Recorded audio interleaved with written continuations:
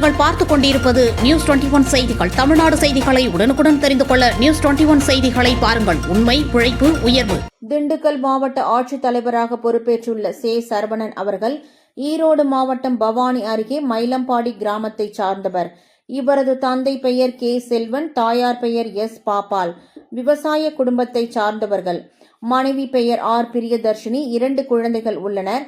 பள்ளி கல்வியை அரசு பள்ளிகளில் பயின்று உயர்கல்வியை அரசு கல்லூரியில் படித்தார். பின்னர் ஒன்றிய அரசு பணியாளர் தேர்வாணையம், யூனியன் பப்ளிக் சர்வீஸ் கமிஷன் தேர்வுக்காக அரசு பயிற்சி நிறுவனங்களில் பயிற்சி பெற்றார். மேலும் ஐடி துறையில் 3 ஆண்டுகள் பணியாற்றியுள்ளார். பின்னர் 2015ஆம் ஆண்டு இந்திய வருவாய்த்துறையில் பணியாற்றினார். அதன் பின்னர் 2016ஆம் ஆண்டு இந்திய ஆட்சி பணிக்கு தமிழக பிரிவில் தேர்ச்சி பெற்று தூத்துக்குடி மாவட்டத்தில் உதவி ஆட்சியர் பயிற்சியாக தனது பணியை தொடங்கினார். பின்னர் காஞ்சிபுரம் மாவட்டத்தில் சார் ஆட்சியராக பணியாற்றினார். அப்போது காஞ்சிபுரத்தில் அத்திவரதர் வைபவம் 2019 ஒருங்கிணைப்பு செய்தல் பணிகள் மேற்கொண்டார். ஈரோடு வணிக வரித்துறையில் இணை ஆணையர், ஊரக வளர்ச்சித்துறையில் கூடுதல் இயக்குநர் மற்றும் மதுரையில் கூடுதல் ஆட்சியராகவும் பணியாற்றினார்.